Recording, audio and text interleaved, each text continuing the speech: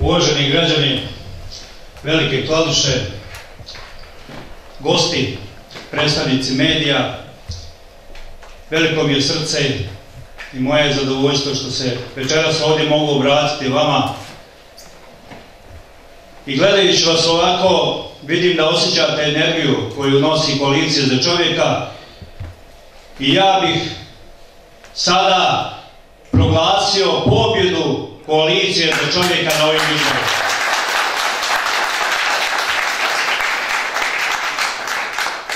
Ma kakvi bili rezultati, ma koliko dobili mandata ili ne dobili, mi smo već pobjedili.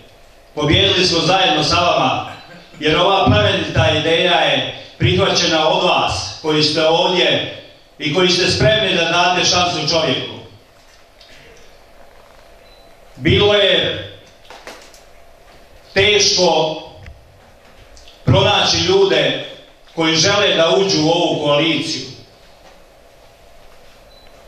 A mnogi su shvatili da je to dobra ideja, ali su odustajali i opet se prihvatali nacionalističkih pravaca, politika i stranaka, jer tu im je sigurnost, tu im je utočište, pogotovo ako dobiju neke kompenzacione liste i nadaju se mandatima bez podrške građana.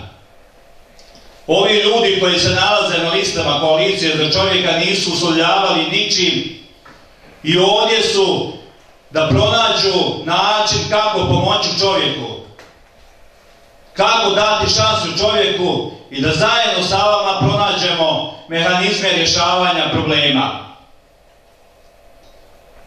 Mi shvatamo da u ovoj nekakvoj trci velikih Srba, velikih Hrvata i velikih Bošnjaka je zanemaren čovjek i da mora neko da povede jednu politiku koja će sigurno u budućnosti doći do izražaja, a to je politika humanosti, politika napretka i puta ka Europskoj uniji. Velika Kladuša je prva do Europske unije, ali je zanemarena. Ona je blokirana od strane institucija Unsko-Sanskog kantona. U institucijama Unsko-Sanskog kantona ćirilica nije poželjno pismo. Nije se implementirala odluka Ustavnog suda o pravima pripadnika narodne odbrane. Korupcija vlada na sve strane. Gdje god krenete, bolnica, škola, tražite čovjeka koji će vam naći vezu. Spremajte kovertu i tako dalje. I kažu, nema korupcije. Ovih mjesec dana lažu,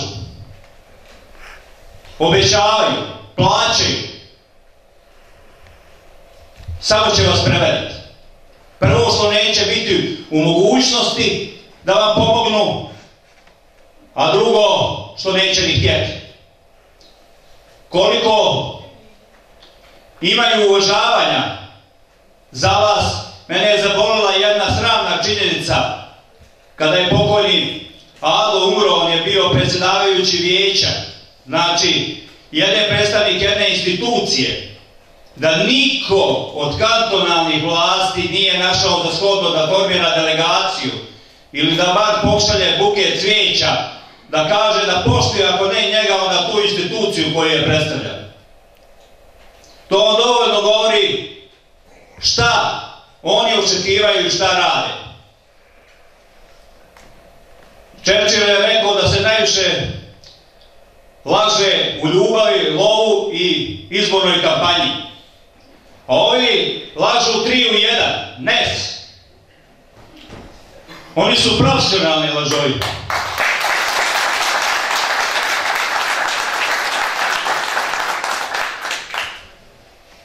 Koalicija za čovjeka je analizirala dobro stanje u Unsko-Sanskom kantonu koje nije nimalo dobro. Napravili smo politiku od 10 prioriteta, 50 projekata i njih ćemo se držati prilikom pregovaranja o učešću u vlasti ili bilo kojem drugom partijskom odnosu sa tim strankama. Nećemo odustajati od toga i samo možemo razgovarati na programskim načelima. Večerašnje večer je kraj izborne kampanje, ne bi vas zamarao sa takvim stvarima. Sada o programskim ciljevima mislim da ste se dovoljno načitali i naslušali o tome svemu ovih mjesec dana i da vam je dosta i politike i obećanja i preko glave. U jednoj svečarskoj atmosferi želim da završimo ovo izbornu kampanju i nemojte pogriješiti na početku ovog izbornog ciklusa. Dajte šansu čovjeku, dajte šansu kandidatima koalicije za čovjeka. Mi vas nećemo izdati, nećemo vas iznevjeriti. Zajedno ćemo identifikovati probleme, tražiti načine kako da ih riješimo i voditi jednu principijelnu politiku. Vi ste vidjeli šta se dešavalo u proteklom mandatnom periodu, da se otvoreno kupovali skupštinski poslanici. I to niko nije, čak je podignuta i optužnica je potvrđena.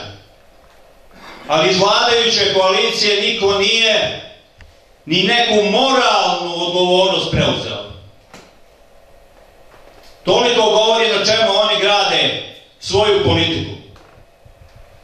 Mi ne želimo tako da razgovaramo, mi ne želimo tako da radimo i mi ćemo tražiti mehanizme da izgradimo sistem jednakih šansi za svakog čovjeka.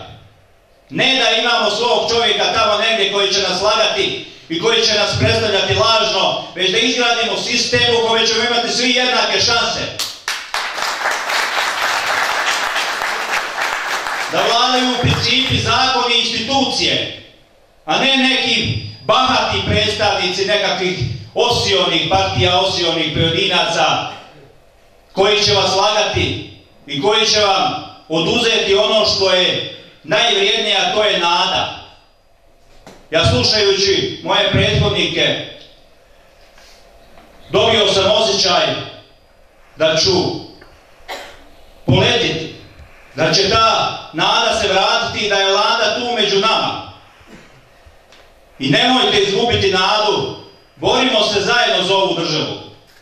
Ja znam da su građani Velike Kladuše prošli mnogo toga u prošlosti dobroga i lošega. I da su dovoljno zreli i pametni da osjete put vremena.